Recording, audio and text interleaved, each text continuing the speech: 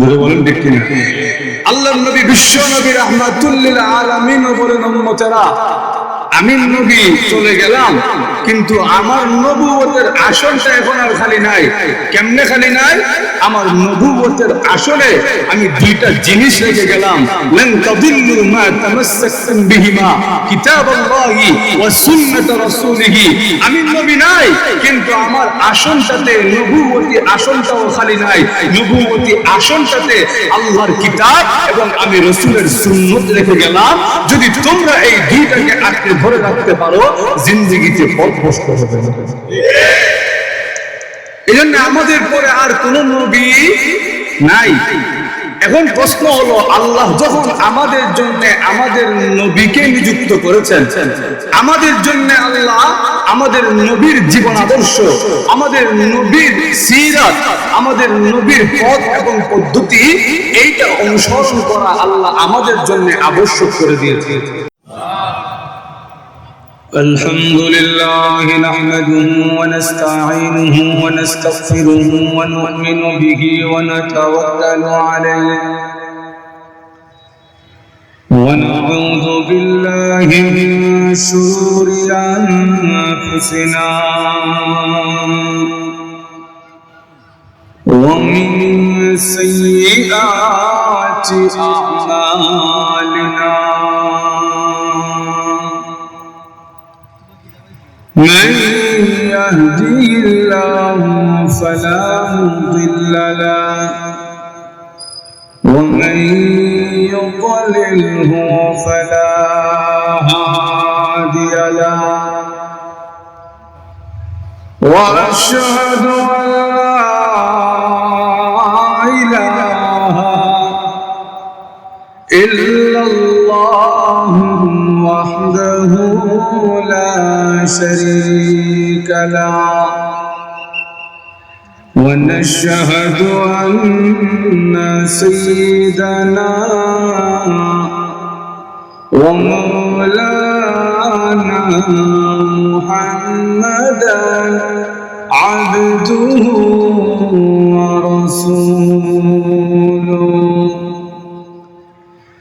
الذي أرسل إلى الناس كافة بشيرا ونذيرا وداعيا إلى الله بإذنه وسراجا منيرا. أما بعد فقد قال الله تعالى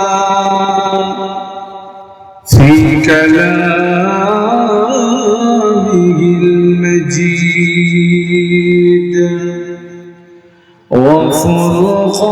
وفرقانه الحميد. أعوذ بالله من الشيطان الرجيم. بسم الله الرحمن الرحيم. من يطع الرسول فقد أطاع الله ومن تولى فما أرسلناك عليهم حفيظا. صدق الله العظيم. بارك الله لنا ولكم في القرآن العظيم ونفعنا وإياكم بالآيات والذكر الحكيم. صلى الله على سيدنا ومولانا محمد وعلى آله وأصحابه وسلم صلى الله على سيدنا ومولانا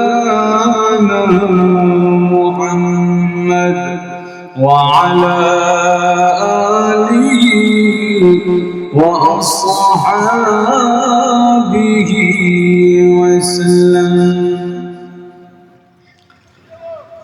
আল-ইখওয়ান ইসলামী যুব সংঘ রায়দারা কর্তৃক আয়োজিত আজকের বার্ষিক তাফসীরুল কোরআন মাহফিলের অত্র অধিবেশনের অত্যন্ত শ্রদ্ধাভাজন সভাপতি, উপস্থিত মুআজ্জাজ মুকাররম ওয়াজিবুল ইহতিরাম উলামায়ে কেরাম, সুধী মণ্ডলী এবং সর্বস্তরের প্রাণপ্রিয় ধর্মপ্রাণ মুসলমান ভাইরা, পর্দার অন্তরালে অবস্থানরত অত্যন্ত শ্রদ্ধেয় মা ও বোনেরা, সর্বপ্রথম সেই মহান আল্লাহ পাকের আলিশান দরবারে শুকরিয়া আদায় করছি,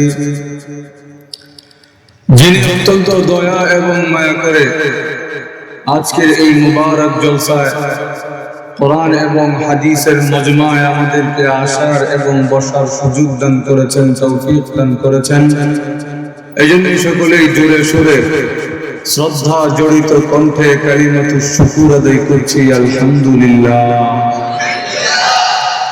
আমি আপনাদের সামনে পবিত্র কোরআন শরীফের একখানা আয়াতে কারিমা তিলাওয়াত করেছি। এই আয়াতকে সামনে রেখে যে আলোচনাটা করতে চাই সেটি হলো, আল্লাহ রাব্বুল আলামিন তিনি এমন এক সত্তা, আল্লাহ রাব্বুল আলামিনের কাছে সরাসরি পৌঁছা যায় না, তাকে ধরা যায় না, ছোঁয়া যায় না। আল্লাহ রাব্বুল আলামিন বলেন, কুনতু কানজান মাখফিয়া, আমি নিজেকে তোমাদের থেকে লুকায়িত রেখেছি, আমাকে তোমরা স্বচক্ষে স্বশরীরে চর্মচক্ষে চর্ম দিয়ে ত্বক দিয়ে অবলোকন অনুধাবন করতে পারবে না। কিন্তু আমাদের জীবনের উদ্দেশ্য তো একটাই, আল্লাহর কাছে পৌঁছা। ধরে বলেন ঠিক কিনা? আল্লাহর কাছে পৌঁছা, এটাই আমাদের জীবনের উদ্দেশ্য, আমাদের মঞ্জিলে মকসুদ, আমাদের গন্তব্যস্থল। আবার আল্লাহকে সরাসরি পাওয়া যায় না, আল্লাহর কাছেও সরাসরি পৌঁছানো যায় না। তাহলে এটার সমাধান কি?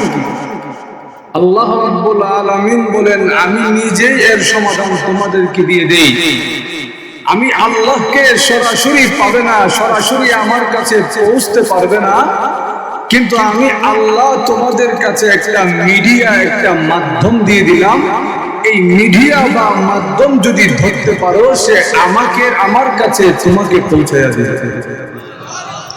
রাস্তায় যদি আপনি জিজ্ঞেস করেন যে ভাই রায়দারা যেতাম, কোন দিক দিয়ে যাব, দেখবেন রাস্তায় এক ধরনের লোক থাকে, আপনাকে রাস্তা দেখায় দিবে যে ভাই সামনে গিয়ে ডানে যাবেন, এরপর পয়েন্ট থেকে বামে যাবেন। আর এক ধরনের লোক পাবেন, ভাই রায়দারা যাব, কেমনে যাইতাম, দেখবেন যে আপনার হাত ধরে এসে আপনাকে রায়দারা পৌঁছায় দিয়েছে।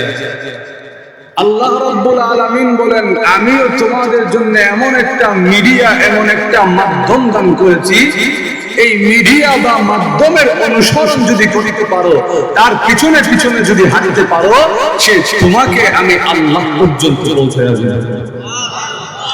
এই মিডিয়া এবং মাধ্যমের নাম হলো রাসূল, আম্বিয়া কেরাম, নবীগণ।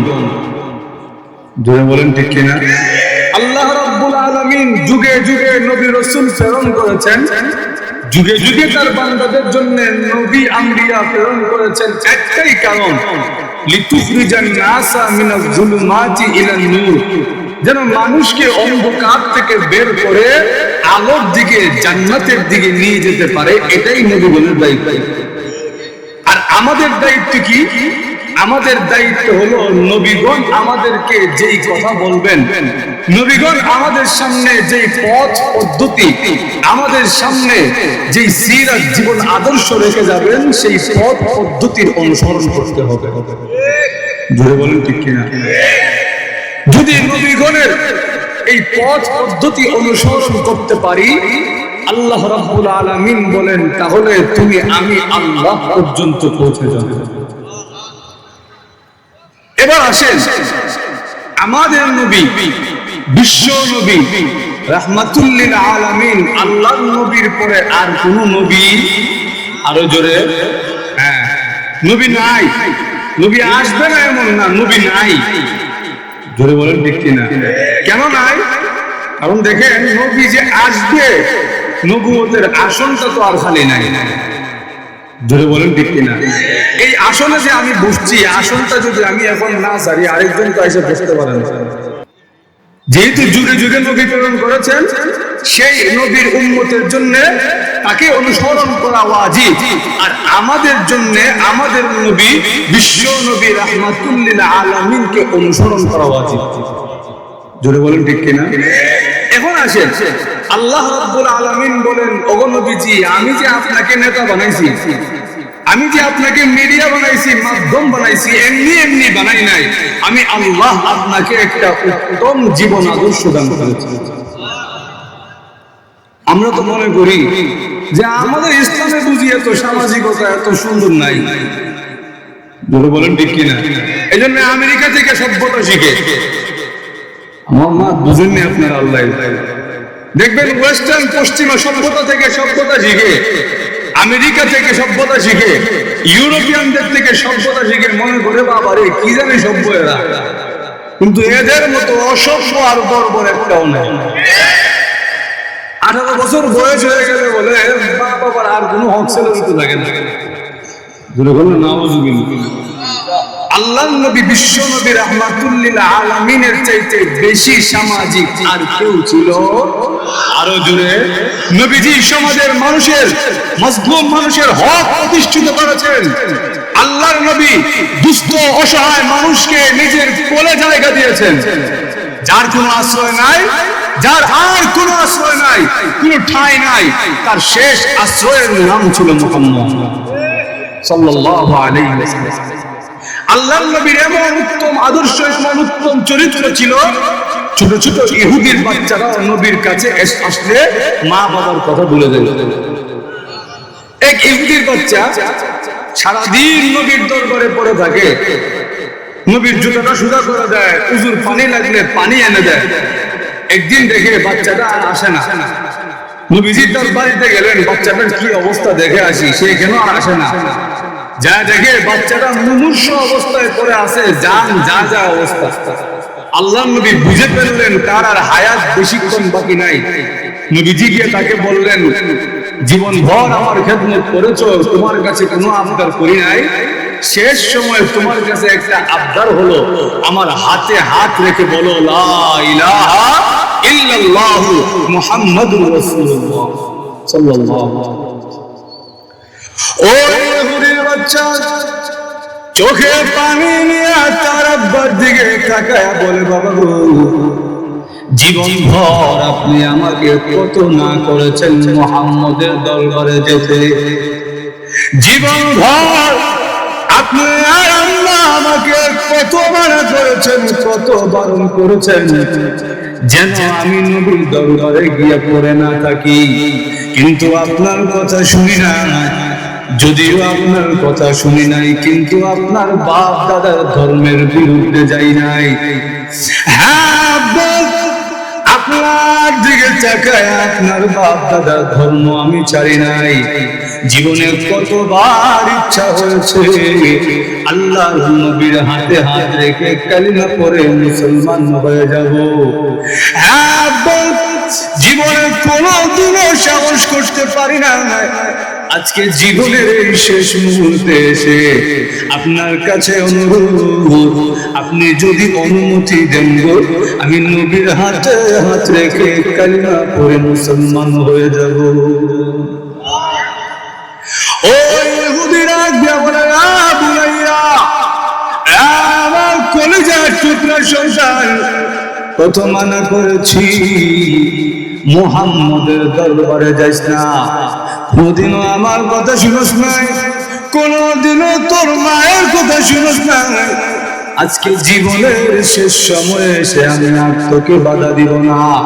আতিয়া আবুল কাসিম, আতিয়া আবুল কাসিম, মুহাম্মদ যেই কালিমার দাওয়াত দেয় ওই কালিমা যদি তুই গ্রহণ করে নিস আমার আর কোনো আপত্তি না। ওই ছেলে নবীজির হাতে হাত রেখে কালিমা পড়ে মুসলমান হয়ে গেছে। মুসলমান হওয়ার সাথে সাথেই তার রূহটা আল্লাহর কাছে চলে গেছে। নবীজির চোখের কোনা দিয়ে পানি বের হয়েছে। রাসূল চোখের পানিটা মুছে বলে, আমি এই মুহূর্তে দেখতেছি এই বাচ্চা জান্নাতে সবুজ পাখি হয়ে উঠতেছে। আল্লাহর নবীর চরিত্রের মধ্যে আল্লাহ এমন এক মাধুর্য দান করেছিলেন, এত সুন্দর চরিত্র দান করেছিলেন। কেন? ওগো নবীজি, আপনি তো সাধারণ কোন মানুষ নন। আমি আল্লাহ আপনাকে আমার পর্যন্ত আসার জন্য মিডিয়া মাধ্যম বানিয়েছি। এই জন্য আপনাকে আমি আল্লাহ এমন এক উত্তম চরিত্র দান করেছি, শুধু আপনার চরিত্র যদি অনুসরণ করে আপনার উম্মতের জীবন সার্থক করে যাবে। উম্মত তো খালি মনে করে আমরার মাঝে বুঝি এত কিছু না, এত রং ঢং নাই। জোরে বলেন ঠিক কিনা? আজকে যদি আপনি লক্ষ্য করেন, আমেরিকার দিকে যদি তাকান, ইউরোপের দিকে যদি তাকান, এদের যত ভালো ভালো গুণ আছে কয়েকটা, এগুলো ইসলাম থেকে নেওয়া। ঘুমিয়ে গেছেন নাকি আল্লাহ? এদের ভালো ভালো কি গুণ? এরা সময় নষ্ট করে না, এরা আরেকজনের হক নষ্ট করে না, এরা শ্রমিকের মূল্য বুঝায় দেয়, বাটপারি করে না, ধান্দামি করে না। জোরে বলেন ঠিক কিনা? এই কয়েকটা এদের ভালো গুণ। দেখবেন এই প্রত্যেকটা গুণের কথা আল্লাহ রাসূল সাল্লাল্লাহু আলাইহি ওয়াসাল্লাম বলে গেছেন। নবীজি এমন সামাজিক ছিলেন, নবীজির ভিতরে আল্লাহ এমন সামাজিকতার গুণগান করেছিলেন। ওই সময়ের আরবের লোকেরা, ওই সময়ের আরবের মুশরিকরা নবীজিকে এক বাক্যে মুকুটবিহীন সম্রাট হিসেবে মেনে নিতে রাজি ছিলেন। এরা নবীজির কাছে প্রস্তাব নিয়ে আসছে, মুহাম্মদ যদি কালিমার দাওয়াত না দেন আপনাকে আমাদের লিডার নেতা মেনে নিব, আর আপনার মধ্যে নেতা হওয়ার যোগ্যতাও আছে, আপনাকে নেতা মেনে নিব, লিডার মেনে নিব, শর্ত একটা কালিমার দাওয়াত দিতে পারবেন না। যদি তাও না হয় আমাদের সবচাইতে সুন্দরী মহিলাকে আপনার সাথে বিয়ে দিয়ে দিব, কিন্তু কালিমার দাওয়াত দিতে পারবেন না। তাও যদি না হয় মক্কার ধনভাণ্ডার আপনার জন্য খুলে দিব, যা মনে চায় সব নিয়ে যান, কিন্তু কালিমার দাওয়াত দিতে পারবেন না। আবু তালেব নবীজির পাশে বসে কয়, ভাতিজা চান্স জীবনে একবারই আসে, এই চান্সটা মিস করুন যায় না। ধরে বলেন ঠিক ঠিক? আল্লাহ নবী বিশ্ব নবী রাহমাতুল লিল আলামিন বলেন, চাচা এতক্ষণ আমাকে যেই প্রস্তাব দিয়েছে তা তো আমাকে দেওয়া সম্ভব, যা দেওয়া সম্ভব নয়। ওই আকাশের সূর্যটা যদি আমার ডান হাতে এনে দেয়, আর চন্দ্রটা যদি আমার বাম হাতে এনে দিতে পারে, তথাপিও আমি এক মুহূর্তের জন্য কালিমার দাওয়াত দেওয়া বন্ধ করব না।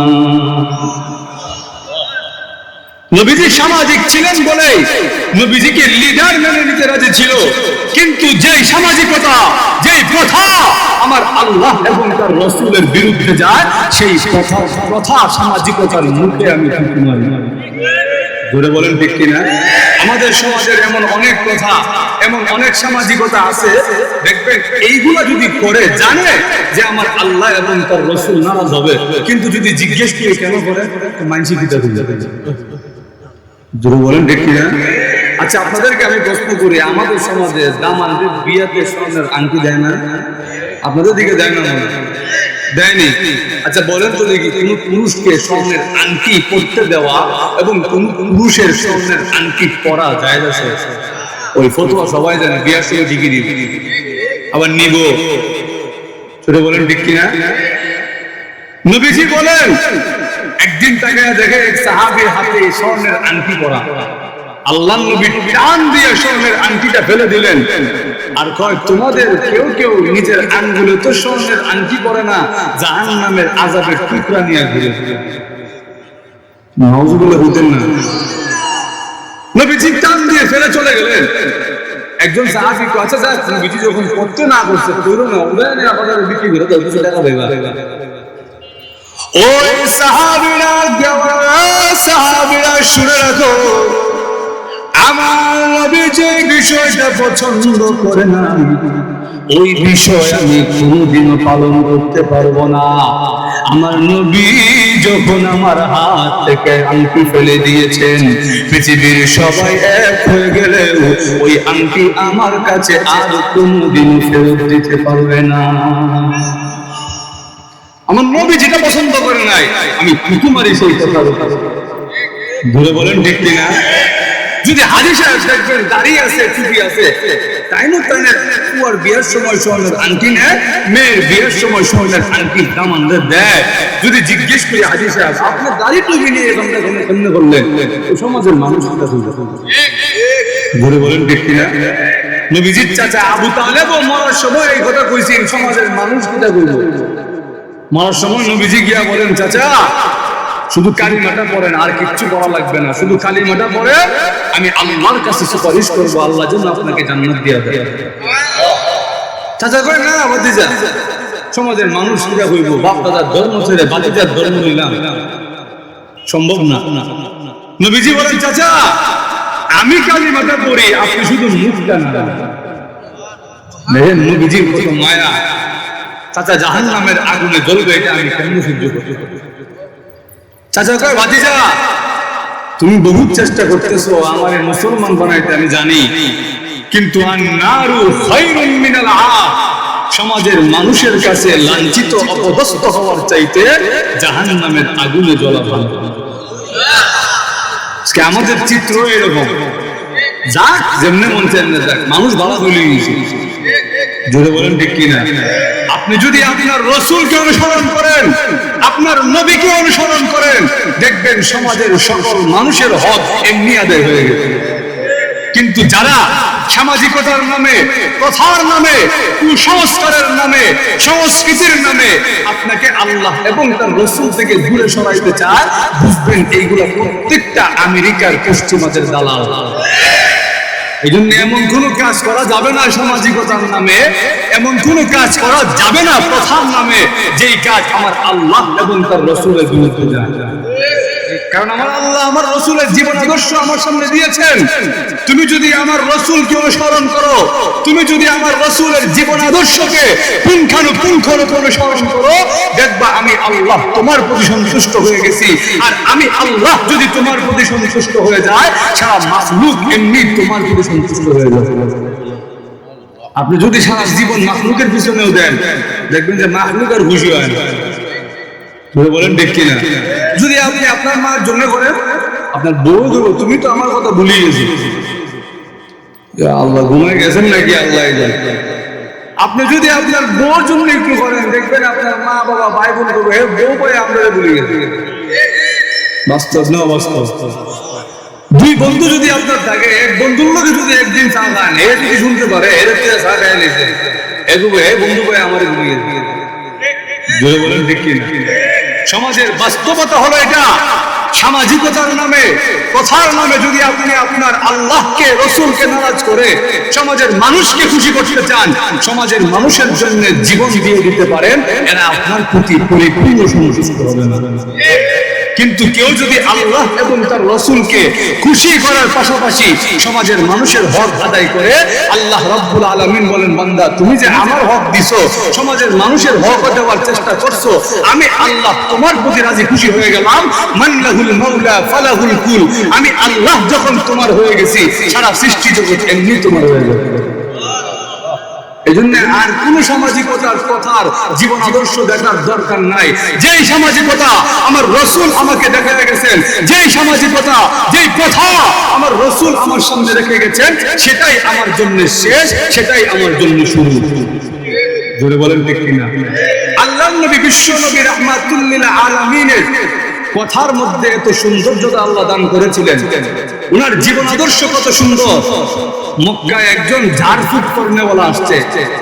ঝাড়ফুঁক বুঝেননি আপনারা? দোয়া পড়ে ফুঁক হয় যে, এটাকে কবিরাজি এক ভাষায় ঝাড়ফুঁক বলে।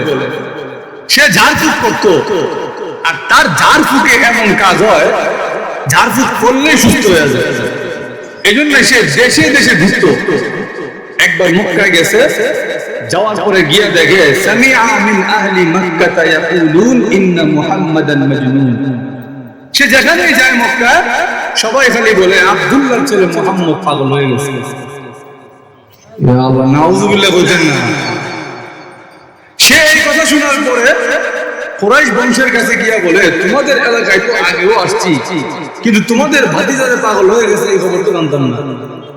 সে আগে ভালোই ছিল, হঠাৎ করে তার উপরে দুষ্ট জিনে আসর করছে, এরপরে তার মাথা ঠিক নেই। জিমাতকে থাক, চিন্তা করবে না, আমি যখন আইছি আর কোনো টেনশন নাই, আমি এমন ফু দিমু হয়ে যাবে। আল্লাহর কি খেলা, জিমাতের সঙ্গে নবীজির দেখা হয়ে গেছে। দেখা করাইছেন কে? আরো জোরে। জিমাত গিয়া বলে, মুহাম্মদ আপনার কথা বহুত শুনছি, যাক আপনারে পাইলাম, দিলটা ঠান্ডা হয়েছে, আমি আপনারে এমন ফু দিমু আপনি সুস্থ হয়ে যাবেন। নবীজি যখন শুনতে পারলেন তার বংশের লোকেরা, তার আপন চাচারা, তার দোস্ত আহবাব বন্ধু সাথীরা বিদেশি এক লোকের কাছে তাকে পাগল বলে ডাকে, পাগল বলে পরিচিত করা দেয়, তখন নবীজি বড় কষ্ট পেলেন, বড় আঘাত পেলেন। নবীজি বলেন, জিমাত আপনি আমার পাশে বসেন, আপনার সঙ্গে দুটা কথা বলবো। জিমাত বসলো, নবীজি খুতবা দেওয়া আরম্ভ করছে। ইন্নাল হামদালিল্লাহ নাহমাদুহু ওয়া নাস্তাঈনুহু মান ইয়াহদিল্লাহু ফালা মুদিল্লা লাহু ওয়া মান ইউদ্লিলহু ফালা হাদিয়া লাহু। আল্লাহ রাসূল সাল্লাল্লাহু আলাইহি ওয়াসাল্লাম বলেন, জিমাত সকল প্রশংসা কার? আরো জোরে। নবীজি বলেন, আমি আল্লাহর প্রশংসা করি, আল্লাহর কাছে সাহায্য চাই। আপনি যে বললেন আমি পথভ্রষ্ট হয়ে গেছি, পাগল হয়ে গেছি, আপনি কি জানেন আল্লাহ যাকে হেদায়েত দান করে দুনিয়ার কেউ তাকে পথভ্রষ্ট করতে পারে না। আর যারা আপনাকে বলে তারা খুব সুপথপ্রাপ্ত, তারা সুস্থ সবল, আপনি কি জানেন যাদেরকে আল্লাহ পথভ্রষ্ট গুমরা করে দেয়, দুনিয়ার সবাই এক হয়ে গেলেও তাদেরকে পথের দিশা দিতে পারবে না। এতটুকু বলার পর নবীজি ওয়াজ আরম্ভ করবেন। আম্মা বাদ বলছে, এমনি জিমাত কয় মুহাম্মদ দাঁড়ান। মাত্র যেই কথাগুলো বলছে আমাকে এই কথাগুলো আরেকবার বলে। নবীজি এই খুতবাটা তিনবার দিয়েছেন। খুতবা শুধু ওয়াজ করে নাই, একবার দুইবার তিনবার শুধু খুতবাই দিয়েছেন। এইবার জিমাদার দিয়া বলেন, হ্যাঁ মুহাম্মদ, ঝাড়ফুঁক করার কারণে দেশে বিদেশে ঘুরতে হয়, দেশে বিদেশে গিয়ে কত কবি সাহিত্যিকদের কথা আমি শুনেছি, কত গণকের কথা আমি শুনেছি, কত জাদুকরদের কথা আমি শুনেছি, কিন্তু এই মুহূর্তে আপনি যে কথাগুলো বললেন, এত গভীর কথা আমি জিন্দেগিতে কোনোদিনও শুনি নাই। হ্যাঁ মুহাম্মদ, শুনে রাখুন, আমার আর কোনো সন্দেহ নাই, আপনার এই কথাগুলো যে আসমানি কথা, এর মধ্যে আমার আর কোনো সন্দেহ নাই। আপনার হাতটা বাড়ায়া দিন, এই মুহূর্তে আমি কালিমা পড়ে মুসলমান হয়ে যাব। শুধু খুতবা শুনে মুসলমান হয়ে গেছি। নবীজির, আল্লাহ নবীজির মধ্যে এমন রূপ, এমন গাম্ভীর্যতা, এমন জীবন আদর্শ দান করেছিলেন যে নবীজির কাছে যদি কেউ আসতো, আল্লাহর নবী ছিলেন পরশ পাথরের মতো, নবীজির কাছে যদি কেউ আসতো, আইয়ামে জাহিলিয়ার বড় বড় মানুষগুলাও সোনালী যুগের স্বর্ণের মানুষে পরিণত হয়েছে। হুজুর চলে আসছেন, আমি আর লম্বা করবো না, আপনাদের কাছে দোয়া নেওয়ার জন্য এসেছি। কি মিয়া ভাই আমাকে খুব জোর করে এখানে আনছেন, যাক ওনাকেও ধন্যবাদ, আপনাদেরকেও জাযাকাল্লাহ শুকরান। আপনারা যে এতক্ষণ বসে আছেন এবং দীর্ঘক্ষণ আরো বসবেন, ওলামায়ে কেরাম আসতেছেন। ভাই আমার যেই কথাটা, যেই মেসেজটা আমি দিতে চাই সেটা হলো, সামাজিকতার নামে এমন কোন কাজ করা যাবে না, প্রথার নামে, সংস্কারের নামে, সংস্কৃতির নামে এমন কোন কাজ করা যাবে না যেই কাজ আমার আল্লাহ এবং তার রাসূলের বিরুদ্ধে যায়। আমার আল্লাহ তার রাসূলের এমন একটা সুন্দর জীবন আদর্শ আমাদের জন্য দান করেছেন, যদি ওই জীবন আদর্শ আমরা ফলো করতে পারি, ওই জীবন আদর্শ যদি আমরা পুঙ্খানুপুঙ্খ রূপে পালন করতে পারি, আমাদের এই উভয় জাহানের জগৎ, উভয় জাহানের জিন্দেগি সাকসেসফুল হয়ে যাবে। রাজি আছি আমরা ইনশাআল্লাহ? আরো জোরে কে কে রাজি আছেন একটু হাত তুলে দেখান। আল্লাহ সবাইকে কবুল আর মঞ্জুর করুন। সকলে বলেন আমিন। ওয়া আখিরু দাওয়ানা আলহামদুলিল্লাহি রাব্বিল আলামিন। আসসালামু আলাইকুম ওয়া রাহমাতুল্লাহ। وإن لم تغفر لنا وترحمنا لنكونن من الخاسرين. اللهم اغفر لنا ولوالدينا رب ارحمهما كما ربياني صغيرا. يا فاطر السماوات والأرض أنت ولينا في الدنيا والآخرة توفنا مسلمين وألحقنا بالصالحين. رب العالمين সারা জীবনের গুনাহের বোঝা মাথায় নিয়ে ভিক্ষুক আর কাঙ্গালের বেশে সাদা দাড়িওয়ালা মুরব্বীদেরকে নিয়ে আলেম ওলামা নিয়ে নওজোয়ান ভাইদেরকে নিয়ে আমি মুসাফির অবস্থায় তোমার শাহী দরবারে হাত তুললাম। মেহেরবানি করে গো আমাদের জিন্দেগির গুনাহ খাতা মাফ করে দাও। আল্লাহ আমরা যারা হাত তুলেছি আল্লাহ জানি না কার মা নাই কার আব্বা নাই। আল্লাহ মা বাবার কথা বলা যায় না। দুনিয়াতে দেখেছি মা বাবা নিজে ভালোটা খায় নাই, সন্তানকে খাওয়াইছে। নিজে ভালোটা করে নাই, সন্তানকে পড়াইছে। ওই মা বাবা আজকে গুরুস্থানের ভাঙ্গা কবরে শুয়ে আছে। আল্লাহ মা বাবা যাদের নাই গো, আব্বা আম্মার কবরে আযাব দিও না। আব্বা আম্মার কবরকে রাউদাতুম মিন রিয়াদিল জান্নাহ বানায়া দাও। আল্লাহ আব্বা আম্মা যাদের জিন্দা আছেন হায়াত দান করো, বেশি বেশি মা বাবার খিদমত করার তৌফিক দান করো। এই মাহফিলকে কবুল আর মঞ্জুর করে নাও। এই মাহফিলের সঙ্গে যে যেভাবে সংযুক্ত প্রত্যেকের জন্য মাহফিলকে নাজাতের ওসিলা বানায়া দাও। আল্লাহ তোমার বান্দারা কে কোন উদ্দেশ্যে হাত তুলেছে জানি না। আল্লাহ প্রত্যেকের মনের নেক আশাকে তুমি কবুল আর মঞ্জুর করে নাও। এই এলাকার মাটির নিচে যত মুমিন মুমিনাত কবরের বাসিন্দা হয়ে গেছে প্রত্যেকের কবরের আযাব মাফ করে দাও। প্রত্যেকের কবরকে জান্নাতের বাগান বানায়া দাও। রব্বুল আলামিন আমাদেরকে মক্কা মদিনা জিয়ারত করার তৌফিক দান করো। আল্লাহ মক্কা মদিনা জিয়ারত করার তৌফিক দান করো। আমাদের পক্ষ থেকে লাখো কোটি দুরূদ আর সালাম সোনার মদিনায় নবীজির রওজায় আথারে পৌঁছায়া দাও। সাল্লাল্লাহু তাআলা আলা খায়রি খালকিহি মুহাম্মদ ওয়া আলা আলিহি ওয়া সাহবিহি আজমাইন। আমিন আমিন বিরহমাতিকা ইয়া আরহামার